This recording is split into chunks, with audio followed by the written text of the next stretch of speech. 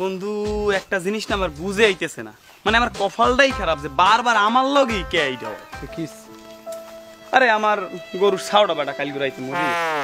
বন্ধু think positive.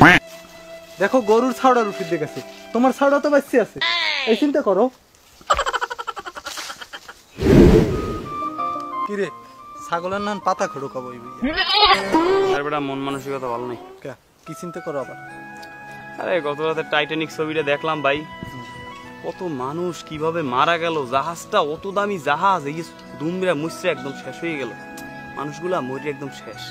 আহ ভাই think positive, যে ওইখানে তুই ছিলি না, তুই থাকলে কি হইতে কত। এবারে সব জায়গায় থিঙ্ক পজিটিভ মারো বেটা। হ্যাঁ থিঙ্ক পজিটিভ, জিনিসটা ভালো তো বুঝতে হইবে।